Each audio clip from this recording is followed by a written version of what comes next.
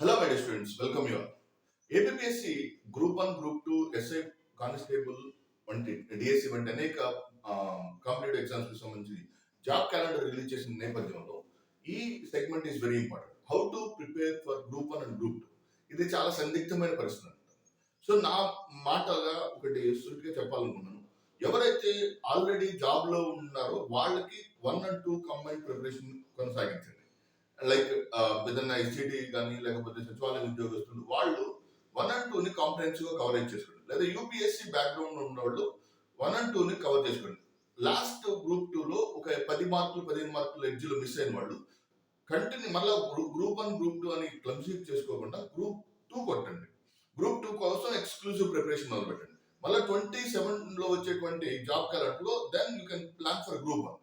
Group 1, group 2 అసలు ఏ job లేని వాళ్ళు, యూపీఎస్సీ బ్యాక్గ్రౌండ్ లేని వాళ్ళు, లాస్ట్ టైం నోటిఫికేషన్ లో కొద్ది త్రుటిలో తప్పి ఉన్నాడు 1, 2 అనేటువంటి కన్ఫ్యూషన్ స్టేట్ ఆఫ్ మైండ్ కలదు. ఓన్లీ గ్రూప్ 2 మాత్రమే ప్రిపేర్ అవ్వదు. కానీ ఎవరైతే ఆల్రెడీ జాబ్ ఉండి ఎంతో కొంత బ్యాక్గ్రౌండ్ ఉండి యూపీఎస్సీలో మెయిన్స్ వరకు వెళ్ళి అటువంటి వాళ్ళు 1 and 2 కాంప్రహెన్సివ్ గా కలిపి ప్రిపేర్ అవ్వండి. That is one my personal suggestion to you. అందరూ మూకమ్మడిగా 1 and 2 కలిపి ప్రిపేర్ అవ్వడం చాలా ప్రమాదం. And second important thing, group 1 and group 2 లో మెయిన్ ఇంపార్టెంట్ సెగ్మెంట్ ఏంటంటే, ఇప్పుడు ఫర్ ఎగ్జాంపుల్ ఫస్ట్ క్లారిటీగా ఉన్నాం. ఆగస్టులో నోటిఫికేషన్ వస్తుంది, సెప్టెంబర్లో నోటిఫికేషన్ వస్తుంది. అంటే మాక్సిమం 3 months లో ప్రిలిమినరీ, దాని తర్వాత 3 months లో మెయిన్స్. అంటే జనవరిలో గ్రూప్ 1 అండ్ గ్రూప్ 2 కి సంబంధించినటువంటి మెయిన్స్ ఎగ్జామ్స్ అయితే జరిగిపోతాయి. అంటే let us say hope for the best, December అనుకుందాం. ఓకే, డిసెంబర్ 2026 కల్లా మెయిన్స్ రెండింటికి గ్రూప్ 1, గ్రూప్ 2 కి సంబంధించిన మెయిన్స్ కంప్లీట్ అయ్యాయి. అంటే ఈ రానున్నటువంటి 7 నెలలు ఓకే చాలా చాలా కీలకం అనమాట. ఈ ప్రిపరేషన్ 1 and 2 కలిపి ప్రిపేర్ అవ్వడం చాలా కీలకం అనమాట. సో 1 and 2 ప్రిపేర్ అవ్వాలనుకున్నాడు ఏం చేయాలంటే, కలిపి ప్రిపేర్ అవ్వాలనుకున్నాడు ఫర్ ఎగ్జాంపుల్ గ్రూప్ 1 లో ఉన్నటువంటి ఇండియన్ హిస్టరీ టాపిక్స్ ని, గ్రూప్ 2 లో ఉన్నటువంటి గ్రూప్ 2 ప్రిలిమినరీలో ఉన్నటువంటి ఇండియన్ హిస్టరీ టాపిక్ ని కాంప్రహెన్సివ్ గా చదవండి. అలా కాకుండా దానికి సెపరేట్ గా చదివి మళ్ళీ దీనికి సెపరేట్ గా, అది ప్రిలిమినరీకి సెపరేట్, ఇది ఇలా కాకుండా ఒకే టాపిక్ తీసుకొని ఆ టాపిక్ ని మల్టీఫేసిటెడ్ గా చదవడానికి ప్రయత్నించండి. థిమాటిక్ బేస్డ్ అప్రోచ్ కనుక చేసుకోగలిగితే చాలా చాలా ఈజీ. ఫస్ట్ థింగ్ ఈస్ రెండింటిని కోరిలేట్ చేసుకుని చదవండి. Try to correlate the topics. 1 కి సంబంధించినటువంటి topic for example let us say genetic engineering సంబంధించిన టాపిక్ గ్రూప్ 2 లో ఉంది. అదే జెనెటిక్ ఇంజనీరింగ్ సంబంధించిన టాపిక్ ని గ్రూప్ 1 తోటి ఎలా కలుపుకొని చదువుకోవాలి. ఓకే, సో గ్రూప్ 1 మెయిన్స్ లో డిస్క్రిప్టివ్ లో జెనెటిక్ ఇంజనీరింగ్ ఉంది, గ్రూప్ 2 మెయిన్స్ లో యూనిట్ 4 లో జెనెటిక్ ఇంజనీరింగ్. ఇదే టాపిక్ ని గ్రూప్ 1 అండ్ గ్రూప్ 2 కి ఎలా కలుపుకొని చదువుకోవాలి అంటే, ప్రీవియస్ క్వశ్చన్స్ గ్రూప్ 1 లో ఎలా అడిగాడు, గ్రూప్ 2 లో ఎలా అడిగాడు. సో ఆ ఓరియంటేషన్ కనుక ఫాలో అవ్వగలిగితే definitely you can have more chances. అంటే క్లారిటీ ఆఫ్ థాట్ తోటి ప్రిపేర్ అవుతుంది. అలా కాకుండా ముందు ఇది చేసుకుందాం తర్వాత మళ్ళీ దానికి చేసుకుందాం అనేటువంటి ఆలోచన అయితే నా దృష్టిలో సరిగా 1 and 2 రెండింటిని ఇంటిగ్రేట్ చేసి చదవటం అనేది చాలా ఇంపార్టెంట్. అంటే 1 shot 2 birds. అంటే ఒకే ప్రిపరేషన్ తోటి గ్రూప్ 1 మెయిన్స్ కొట్టొచ్చు, గ్రూప్ 2 మెయిన్స్ కూడా కొట్టొచ్చు. అంటే ఆ క్లారిటీ ఆఫ్ థాట్ లేకపోతే ఫస్ట్ ఇది కంప్లీట్ చేసుకుందాం, ఫస్ట్ ఆబ్జెక్టివ్ కి కంప్లీట్ చేసుకున్న తర్వాత డిస్క్రిప్టివ్ చదువుకుందాం అనేది చాలా చాలా టైం వేస్ట్ ప్రాసెస్. ఎప్పుడైతే ఒక టాపిక్ తీసుకొని ఈ టాపిక్ నుంచి ప్రిలిమినరీ ఎటువంటి క్వశ్చన్లు అడిగాడు, గతంలో ఏం అడిగాడు, ఎలా అడగడానికి అవకాశాలు ఉన్నాయి, అది ఒకటి. అలా కాకుండా గ్రూప్ 2 మెయిన్స్ అనుకోండి, ఫర్ ఎగ్జాంపుల్ గ్రూప్ 2 లో ఏదైనా టాపిక్ తీసుకుని అది ఆబ్జెక్టివ్ ఎలా అడిగాడు, మెయిన్స్ డిస్క్రిప్టివ్ ఎలా అడిగాడు, ఆ అప్రోచ్ లోనే మీరు ప్రిపేర్ అవ్వాలి. అంతేగాని ఫస్ట్ ఆబ్జెక్టివ్ కంప్లీట్ చేసుకున్న తర్వాత మెయిన్స్ ప్రిపేర్ అవుతాను అనుకున్నప్పుడు అసలు మీరు రెండో దానికి డిస్క్రిప్టివ్ వెళ్ళదు. అంటే నీ మానసికంగా నువ్వు కాన్ఫిడెంట్ గా లేకుండా don't try to prepare for the mains అన్నమాట. I hope understand the concept. First నువ్వు చూసుకునేటప్పుడే గ్రూప్ 1 మరియు group 2 preliminary as well as mains preparation రెండింటిని సింక్రనైజ్ చేసుకుని చదవాలి. అలా కాదు నేను ఇది చూస్తాను ఫస్ట్ ఇది అయిపోయిన తర్వాత అది చేస్తానంటే రెండో దశలు వదిలేసేది, ఇది దీని మీదే కూర్చో. లేదు నేను ఒకే ప్రిపరేషన్ తోటి గ్రూప్ 1 అండ్ గ్రూప్ 2 రెండు కొట్టాలనుకున్నప్పుడు మాత్రం సింక్రనైజేషన్ ఈస్ వెరీ ఇంపార్టెంట్. ఒక టాపిక్ తీసుకొని దాని ఆబ్జెక్టివ్ టైప్ లో ప్రిపేర్ అయ్యేటప్పుడే దానికి సంబంధించినటువంటి ప్రిలిమినరీ ఆబ్జెక్టివ్ ఎలా అడుగుతాడు, ఇదే టాపిక్ మీద గతంలో మెయిన్స్ క్వశ్చన్స్ ఏం చేశాడు.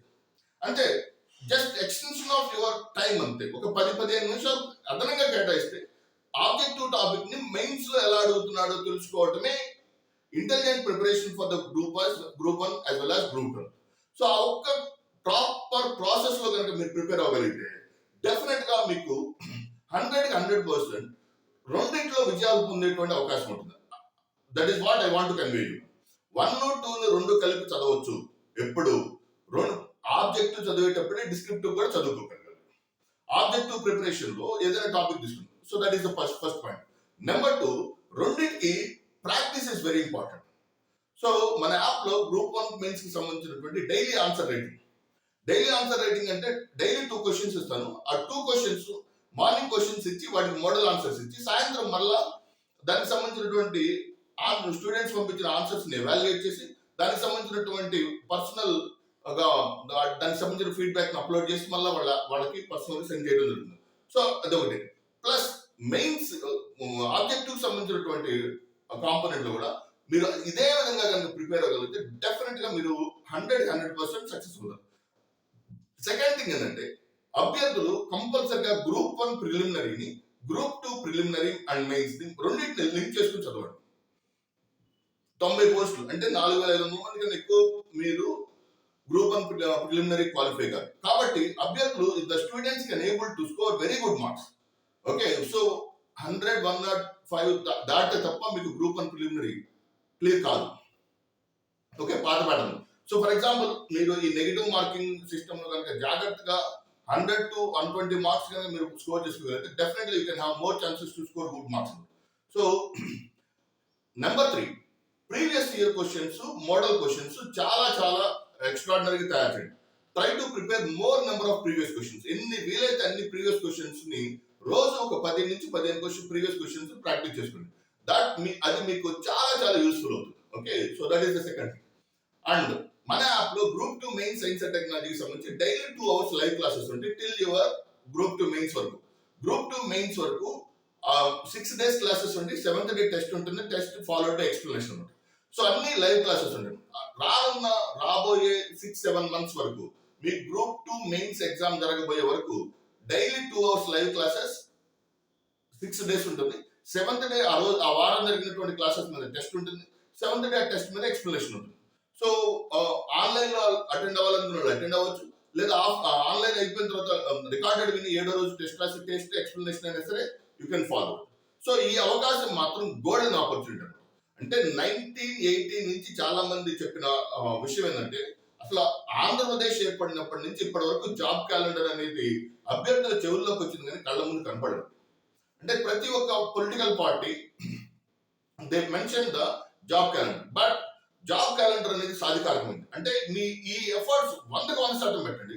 ఒకవేళ ఫెయిల్ అయినా నెక్స్ట్ జాబ్ క్యాలెండర్ మీరు అటెంప్ట్ చేసుకోవచ్చు. ఇప్పుడు పెట్టే ప్రిపరేషన్ 100% సంపూర్ణంగా మీ ఎఫర్ట్స్ పెట్టండి. ఓకే, సో 1 or 2 మార్క్స్ లో మిస్ అయ్యి లేదా గ్రూప్ 2 లో నాన్ ఎగ్జిక్యూటివ్ వచ్చి లేదా గ్రూప్ 2 జాబ్ వస్తే next you can plan for group 1 exam prepare అవ్వచ్చు. ఓకే, అందుకనే జాబ్ లేకుండా ఉన్న అభ్యర్థులు మాత్రం ఫస్ట్ ఏదో ఒక సెటిల్మెంట్ ఈజ్ వెరీ ఇంపార్టెంట్. దానికోసం ఫస్ట్ జాబ్ లేని వాళ్ళు కావచ్చు, లేకపోతే యూపీఎస్సీ బ్యాక్గ్రౌండ్ లేని వాళ్ళు కంపల్సరిగా మీరు ఏదో ఒక ఎగ్జామ్ కి ప్రిపేర్ అవ్వండి. 2 పడవల మీద కాళ్ళు మాత్రం పెట్టగలండి. ఎవరు పెట్టాలి? ఆల్రెడీ జాబ్ చేస్తున్నాడు. నెంబర్ 2 ఎంతో కొంత ప్రిపరేషన్ ఉన్నాడు. ఓకే, సో నేను ఈ రెండింటిని బ్యాలెన్స్ చేసుకుంటాను అనే కాన్ఫిడెన్స్ ఉన్నాడు మాత్రమే 1 and 2 మీద ప్యారల్ గా ప్రిపేర్ అవ్వండి. అలా కాకుండా ఉండేవాళ్ళు మాత్రం కేవలం గ్రూప్ 2 మీద మాత్రమే ఫోకస్ పెట్టండి. I hope you understand this concept. Thank you very much. All the very best.